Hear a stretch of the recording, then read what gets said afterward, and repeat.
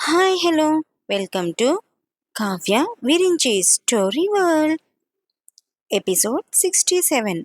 వరుణ్ అన్నయ్యే నీతో ఈ విషయం చెప్పి నిన్ను తీసుకుని వెళ్ళమని చెప్పాడు అంది అంశు. అవునా? ఏ వరుణ్కి ఏమైనా ఇంపార్టెంట్ వర్క్ ఉందా ఏంటి అని అడిగాడు విక్రమ్. ఏమో, నేను వరుణ్ అన్న మీద ఎక్స్పెక్టేషన్స్ పెట్టుకున్నా, కానీ అన్నయ్య నిన్ను తీసుకుని వెళ్ళమనేటప్పటికీ నేను చాలా బాధపడ్డాను.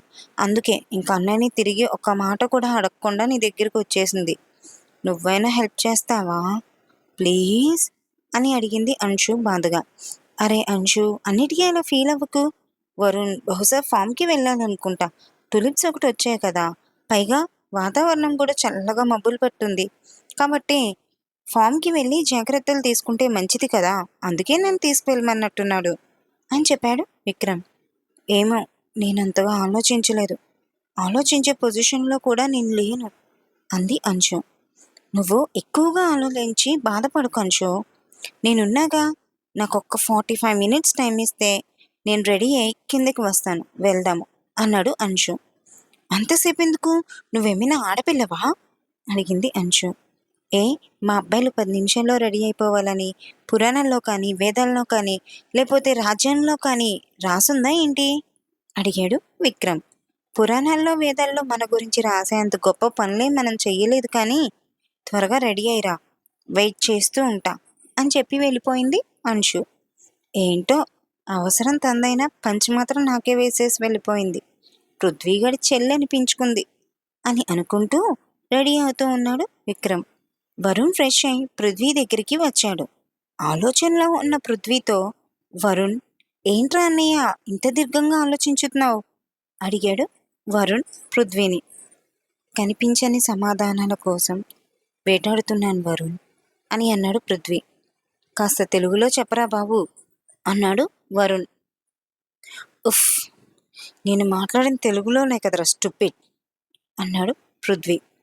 నీకు వచ్చిన తెలుగులో కాదన్నయ్య, నాకు అర్థమయ్యే తెలుగులో మాట్లాడి పుణ్యం కట్టుకోరా బాబు అన్నాడు వరుణ్. మూడేం బాగాలేదు, నన్ను డిస్టర్బ్ చేయకుండా వెళ్ళరా ఇక్కడి నుంచి అని చెప్పాడు పృథ్వీ వరుణ్ తోటి. ఇప్పుడు తమరు మూడుకి ఏమైందట అడిగాడు వరుణ్ పృథ్వీని. ఇంకేమవ్వాలి, రాత్రి ఏదైతే అది అవుతుంది అని సాహిత్యకి అన్ని నిజాలు చెప్పేశాను కదరా, తను కోపంగా ఉంది నా మీద అన్నాడు పృథ్వీ. ఇది మనం ఊహించిందే కదన్నయ్య, ఈ మాత్రం దానికి డల్ అయిపోతే ఎలారా అన్నాడు వరుణ్. ఊహించిందే అయినా ఈ బాధను మొయ్యలేకపోతున్నానురా అన్నాడు పృథ్వీ బాధగా. జరిగిందేదో జరిగిపోయింది, కానీ దానికోసం ఆలోచించి బాధపడకుండా జరగాల్సినవి మనం చేయాల్సిన వాటి గురించి ఆలోచించరా అన్నయ్య అన్నాడు వరుణ్. ఆ పనిలోనే ఉన్నారా, నిత్య జాడ గురించి చిన్న క్లూ తెలిసినా చాలు అన్నాడు పృథ్వీ. ఇప్పుడు నీ కళ్ళ ముందు నిత్య మాత్రమే సమస్య కాదురా, మన కుటుంబాన్ని కలపడం. ముందుగా మనం చేయాల్సింది జడ పదార్థంలా మారిపోయిన మన అమ్మ మనసుని కరిగించాలి అని అన్నాడు వరుణ్ తన అన్నయ్య పృథ్వీతోటి. అది నిజమే. అవును, రాత్రి ఏదో ఐడియా వచ్చిందన్నావు, ఏంటి ఐడియా అడిగాడు పృథ్వీ వరుణ్ణి. ఏ పొలం కోసమైతే నువ్వు వదిన ఇద్దరు అగ్రిమెంట్ ఆపడానికి పందెం వేసుకున్నారో ఆ పొలంలో మన అమ్మ తాతయ్య వాళ్ళకి ఏవో ఒక స్వీట్ మెమొరీస్ ఉండే ఉంటాయి కదరా, కాబట్టి అమ్మ మదిలో మళ్ళీ ఆ జ్ఞాపకాల విత్తనాలను చల్లితే నెమ్మదిగా బంధాలు అవే చిగురిస్తాయిరా అన్నయ్య అన్నాడు వరుణ్. నువ్వు చెప్పింది బాగుంది, కానీ ఎలారా అడిగాడు పృథ్వీ వరుణ్ణి.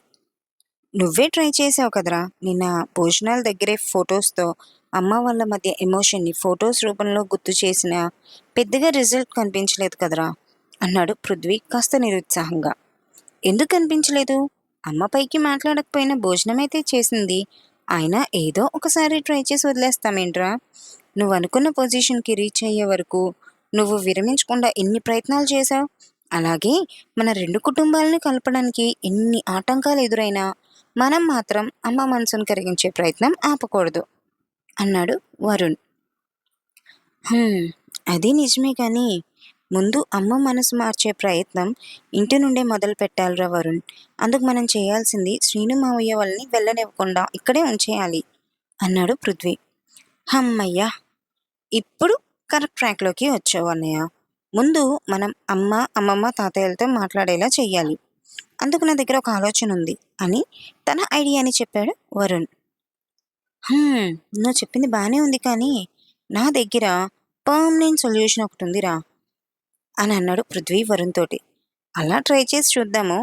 నేను కూడా ఒకసారి సాహిత్యకి చెప్తాను అన్నాడు పృథ్వీ. సరే అన్నయ్య. అయితే ఆల్ ద బెస్ట్. వదినికి నీ మీదున్న కోపం తగ్గిపోవాలి అని కోరుకుంటున్నా. హోప్ ఫర్ ది బెస్ట్ అన్నాడు వరుణ్. వింధ్య ఫ్రెష్ అయి తనని తను ఎదురుగా ఉన్న అద్దంలో చూసుకుంటూ రెడీ అవుతూ ఉండగా వరుణ్ వింధ్య దగ్గరికి వచ్చి సూపర్గా ఉన్నావు మరదల పిల్ల అని అన్నాడు వరుణ్. వింధ్య కళ్ళను గుండ్రంగా ఒకసారి తిప్పి ఉఫ్ అని అనుకుంటూ ఆ విషయం నాకు తెలుసు, తప్పుకో ముందు అంది విసుగ్గా అక్కడి నుండి వెళ్ళడానికి. అరే, విసుగు పుట్టాక నువ్వు పుట్టావా, లేక విసుగుతో పాటుగా పుట్టావా విందు?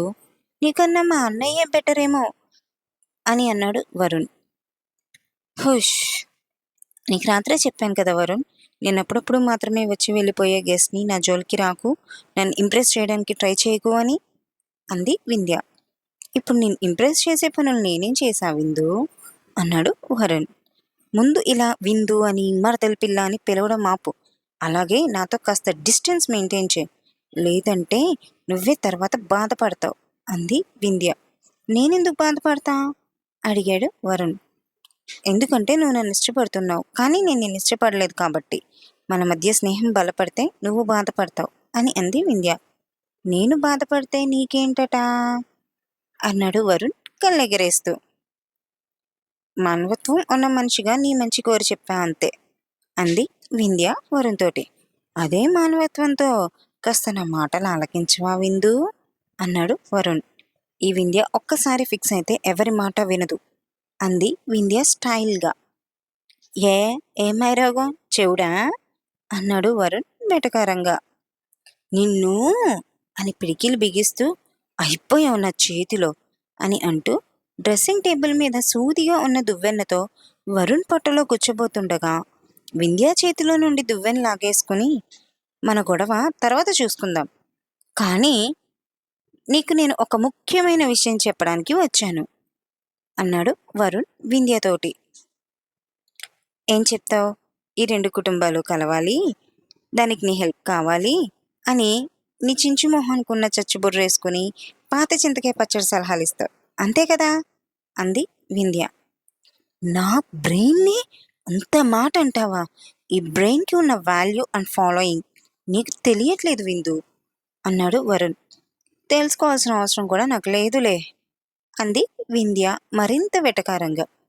ఏదో ఒక రోజు నువ్వే నా గురించి తెలుసుకోవాలి అనుకుంటావు అన్నాడు వరుణ్ వింధ్య కళ్ళలోకి సూటిగా చూస్తూ. నీకంత సీన్ లేదులే కానీ ఈ కోడి బ్రెయిన్కి వచ్చిన బోర్డ్ ఐడియా ఏంటో ఇంతకీ అని అడిగింది వింధ్య. ఏంటి నాది కోడి బ్రెయినా? ఏం చేస్తాం, నా టైం బాగోలేనట్టుంది. అయినా వసుదేవుడు అంతటి వాడే గాడిద కాలు పట్టుకున్నాడు, ఇంక నేనెంత అన్నాడు వరుణ్. చాలా తెలివిగా మాట్లాడుతున్నాను అనుకుంటున్నావు కదా. ఇప్పటి వరకు ఏదో సహాయం చేద్దాం అనుకున్నా కానీ ఇప్పుడు ఫిక్స్ అయిపోయాను, నేను నీకు ఎలాంటి హెల్ప్ చేయను అంది వింధ్య.